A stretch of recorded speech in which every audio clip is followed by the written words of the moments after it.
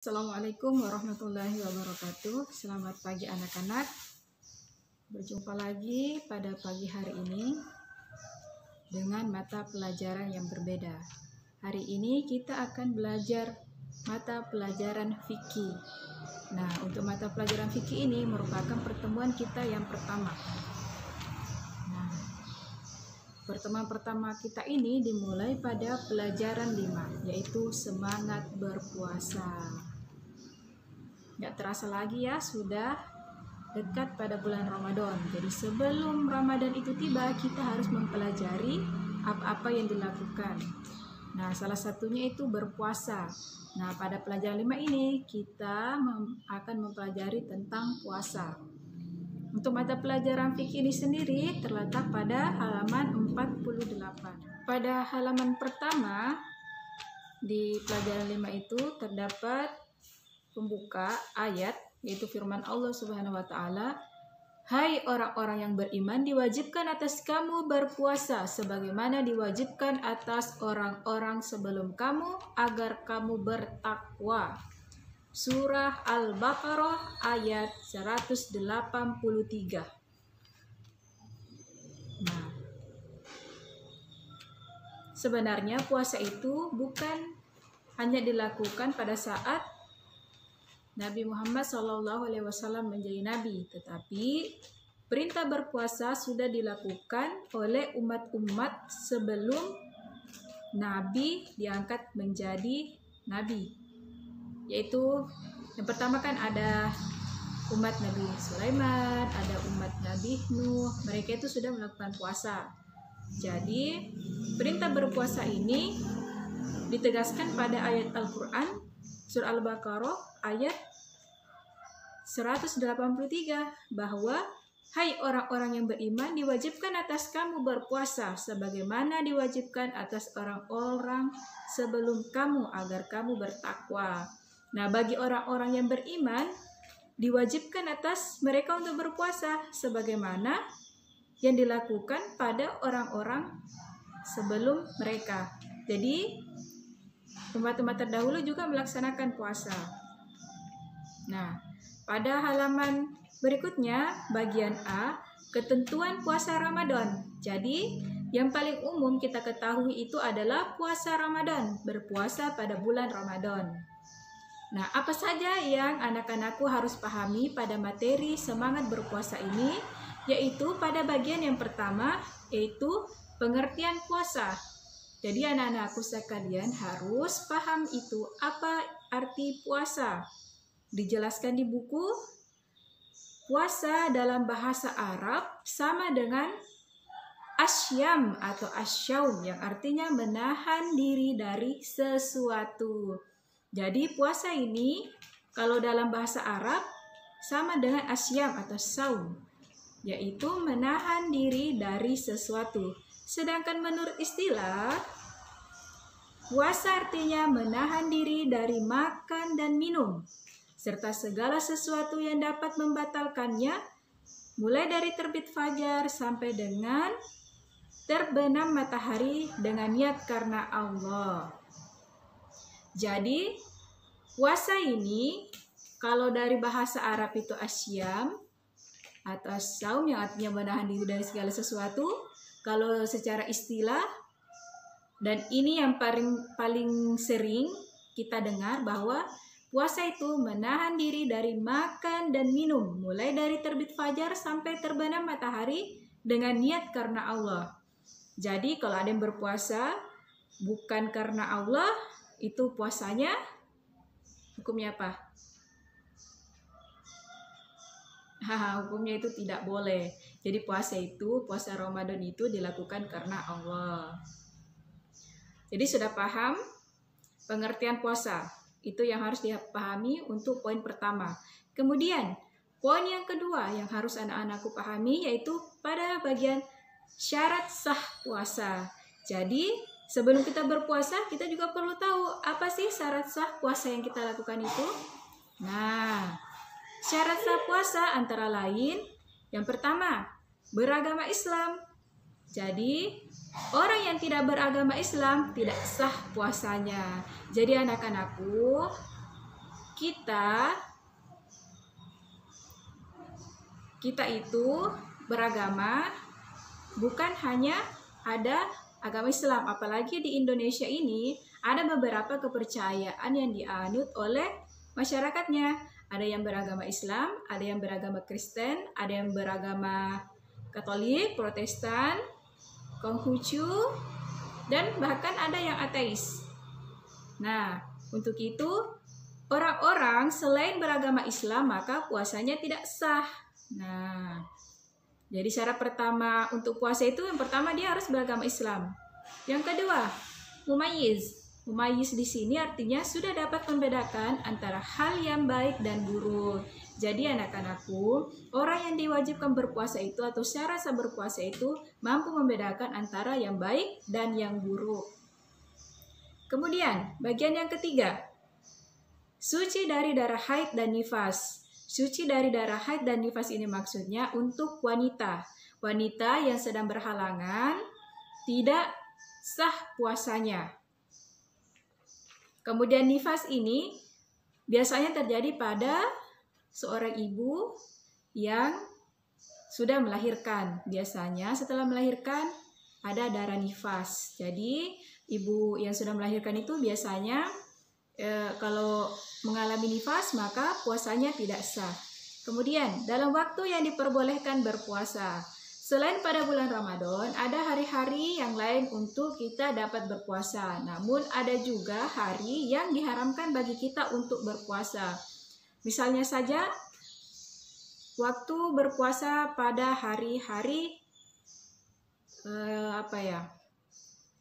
hari pada ingin Idul Adha, ada yang dikatakan dengan hari-hari tasyrik, maka itu tidak boleh berpuasa, diharamkan. Sama juga dengan bulan Ramadan, pada hari Lebaran itu, pada hari Idul Fitri, kita diharamkan untuk berpuasa karena pada waktu itu seluruh umat Islam yang sudah melaksanakan bulan puasa pada hari itu merayakan kemenangan. Jadi tidak boleh dan haram hukumnya berpuasa pada hari Idul Fitri. Sudah paham? Jadi syarat sah puasa itu ada 4. Yang pertama beragama Islam, yang kedua mumayyiz, yang ketiga suci dari darah haid dan nifas, yang keempat dalam waktu yang diperbolehkan berpuasa. Bagaimana anak-anakku? Sudah paham semuanya? Baik, sekarang kita lanjut pada bagian ketiga. Jika yang pertama tadi kita harus paham tentang arti berpuasa, kemudian yang kedua kita syarat sah puasa. Nah, kita masuk pada poin ketiga yaitu syarat wajib berpuasa. Nah, selain memperhatikan bahwa puasa kita yang lakukan ini sah atau tidak, yang kita harus perhatikan lagi bahwa apa saja syarat sehingga kita wajib berpuasa. Di sini ada beberapa poin. Yang pertama, syarat wajib berpuasa itu berakal. Jadi anak-anakku, jika ingin melakukan puasa, yang pertama syarat dikenakan wajibnya berpuasa yaitu harus berakal. Artinya, tadi pada kita bahas pada sebelumnya bahwa dapat membedakan yang baik dan buruk. Nah, yang tidak berakal ini orang gila atau yang kesadarannya sudah tidak stabil lagi. Jadi, orang-orang yang seperti itu tidak diwajibkan untuk berpuasa. Kemudian, yang kedua yaitu balik. Balik ini sudah memasuki yang wanita telah haid, kemudian laki-lakinya itu mimpi basah. Jadi, anak-anak tidak diwajibkan berpuasa. Namun, jika untuk melatih dari dini, anak-anakku bisa melaksanakan puasa. Dan insya Allah itu semua akan bernilai pahala di sisi Allah Subhanahu wa Ta'ala. Jadi, sebenarnya anak-anak itu belum diwajibkan berpuasa sebelum ia memasuki masa balik. Akan tetapi, jika untuk melatih sedari dini kemampuan dan menahan diri untuk berpuasa bisa. Karena kita harus belajar terlebih dahulu sehingga jika dewasa nanti sudah mampu melaksanakan puasa full. Anak-anakku sekarang kan biasa dibilang sama ibu bilang anak-anakku bisa melakukan puasa dalam waktu sampai jam 12 siang. Sebenarnya dalam puasa seperti itu tidak ada puasa setengah hari, tetapi puasa mulai dari terbit fajar sampai terbenam matahari. Tetapi untuk melatih anak-anakku, maka bisa melakukan puasa mulai dari terbit fajar sampai masuk waktu duhur. Sebenarnya itu bukan puasa, tetapi melatih diri anak-anakku supaya bisa berpuasa secara full nantinya. Kemudian kuat untuk berpuasa. Nah, di sini juga syarat yang wajib untuk berpuasa bahwa ia mampu melakukan puasa. Artinya orang yang sakit, orang yang dalam perjalanan itu diberikan rukhsah atau keringanan untuk tidak melaksanakan puasa karena ada uzur, sehingga Allah Subhanahu wa taala memberikan keringanan pada orang-orang tersebut. Namun jika ia sudah mampu bisa menggantinya pada hari-hari selain bulan Ramadan. Nah, bagaimana anak-anakku? Sudah paham? Jadi syarat wajib berpuasa itu ada 3. Yang pertama dia berakal, kemudian balik, kemudian kuat untuk berpuasa. Nah, bagaimana? Sudah paham? Sekarang kita masuk pada poin keempat, yaitu rukun puasa. Nah, rukun puasa di sini itu ada 2. Pertama, niat di malam hari, kemudian yang kedua, menahan diri dari segala sesuatu yang membatalkan puasa, mulai dari terbit fajar sampai terbenam matahari. Ada yang bertanya, apa niat puasa bulan Ramadan? Nah, niat puasanya Ibu bacakan di sini ya. Bismillahirrahmanirrahim. Nawaitu sauma gadin an adai fardis syahri Ramadan hadhihi sanati fardan lillahi ta'ala. Jadi niatnya kalau dalam bahasa Arab bisa dilafazkan dengan bacaan nawaitu sauma gadin an adai fardis syahri Ramadan hadhihi sanati fardan lillahi ta'ala.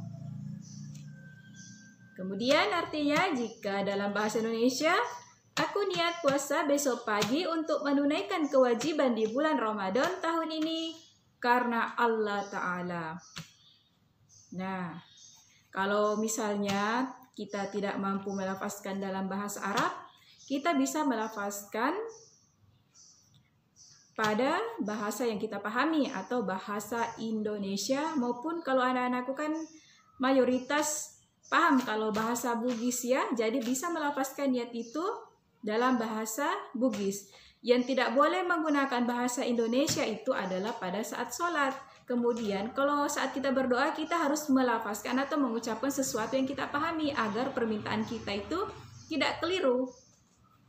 Nah, perihal dengan lafaz niat puasa, anak-anakku bisa menggunakan bahasa Indonesia atau bahasa yang dipahami. Namun jika mampu melafazkan bahasa Arab ini, silahkan.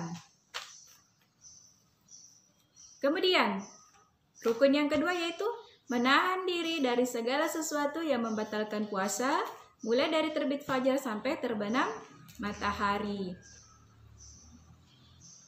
Jadi, selain niat pada malam hari, anak-anakku harus mampu menahan diri pada siang hari. Siang harinya sampai terbenam matahari, yaitu masuk waktu maghrib. Jadi seandainya anak-anakku niat di malam hari untuk berpuasa, tetapi pada siang harinya tidak mampu menahan diri, pada jam-jam tertentu sudah lapar, perut, sudah sering bahas makanan, maka puasanya itu memang puasanya masih sah, tetapi pahalanya sudah tidak sama dengan orang yang mampu menahan diri. Bagaimana anak-anakku? Sudah paham semuanya?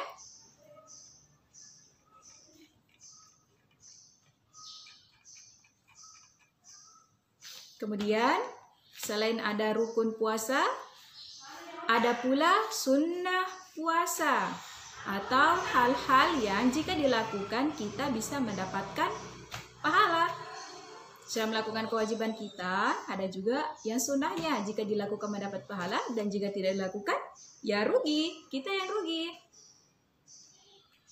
Hal-hal yang termasuk sunnah puasa adalah, nah kita akan bahas tentang apa saja yang termasuk dalam sunnah puasa.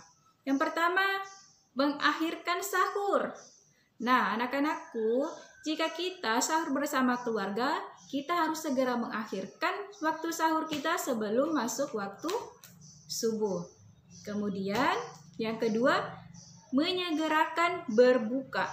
Ini berbuka ya, pada saat azan maghrib, jika ada kegiatan, nah kegiatannya ditunda dulu, kemudian harus segera berbuka puasa. Jangan lagi bilang, nanti, tanggung, kerjaannya masih banyak, nanti aja buka puasanya. Nah, anak-anakku tidak boleh melakukan itu. Karena kita disunahkan untuk menyegerakan berbuka puasa. Saat waktu azan atau waktu berbuka puasa sudah tiba, kita harus segera membatalkan puasa kita dengan cara berbuka puasa. Kemudian yang ketiga, membaca doa sebelum berbuka puasa. Nah, kita harus membaca doa sebelum berbuka puasa. Perihal dengan doa, kita dapat menggunakan doa yang berbahasa Arab maupun doa berbahasa Indonesia. Sesuai dengan yang anak-anakku pahami ya. Kemudian, berbuka dengan kurma atau buah-buahan dan makanan manis lainnya. Jadi, anak-anakku, saat kita berpuasa, kita disunahkan untuk berbuka dengan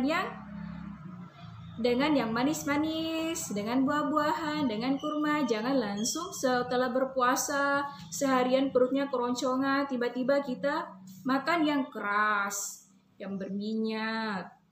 Jadi yang disunahkan itu memakan kurma jika anak-anak memiliki kurma, tetapi jika tidak, bisa makan buah-buahan atau makanan yang manis lainnya. Karena seharian itu kita beraktivitas dengan perut yang kosong, maka harus diisi dengan energi yang baik. Jangan langsung dihantam dengan goreng-gorengan. Kemudian, yang selanjutnya, memberi makan pada orang yang berbuka puasa. Nah, di sini kita akan mendapatkan pahala yang besar pada saat kita berpuasa dan kita memberi makan pada orang yang berpuasa. Di sini ada hadis yang mengatakan bahwa barang siapa memberikan makan pada orang berpuasa, tidak berkurang pahala dari orang yang memberi makan untuk orang yang berbuka makan, melainkan pahala yang didapatkan, yang diberikan kepada orang berpuasa dengan dia itu sama. Jadi, jika anak-anakku mau mendapatkan pahala yang berlipat selain pahala puasanya, bisa memberikan makan kepada orang yang diberikan makanan untuk berbuka puasa, maka pahalanya sama dengan orang yang berpuasa tersebut. Nah, ini kan lumayan ya, sangat luar biasa. Kita puasa mendapatkan pahala 2 kali puasa. Kemudian bersedekah. Nah, pada bulan puasa kita disunahkan bersedekah, berbagi dengan orang yang kurang beruntung. Walaupun hidup kita merasa kita kurang beruntung, tetapi kita harus tetap berbagi dengan orang lain, karena barang siapa yang memberikan sedekah, berbagi kepada orang lain, maka Allah akan balas dengan kebaikan yang berlipat-lipat ganda. Kemudian, memperbanyak membaca Al-Quran. Nah, sering dengar kan kalau bulan puasa kita diminta untuk membaca ayat Al-Quran yang lebih banyak. Kenapa demikian? Karena pada bulan Ramadan, pahala-pahala yang kita lakukan akan dilipat gandakan semuanya. Jadi, semakin banyak kita membaca Al-Quran, maka pahala-pahalanya akan semakin banyak, anak-anakku. Bagaimana? Sudah paham? Jadi, sunnah puasa itu ada berapa tadi? Ada berapa? Ada 8. Yang pertama, mengakhirkan sahur. Yang kedua, menyegerakan berbuka. Yang ketiga, membaca doa sebelum berbuka puasa. Yang keempat, berbuka dengan kurma atau buah-buahan dan makanan manis lainnya. Kemudian, memberi makan pada orang yang berbuka puasa, bersedekah, memperbanyak bacaan Al-Quran. Bagaimana anak-anakku? Sudah paham? Jadi tadi kita sudah bahas tentang pengertian puasa, syarat sah puasa, syarat wajib puasa, rukun puasa, dan sunnah puasa. Bagaimana, sudah paham? Nah, sebenarnya masih ada poin yang harus kita pelajari. kita lanjutkan pada pertemuan selanjutnya. Nah, anak-anakku tetap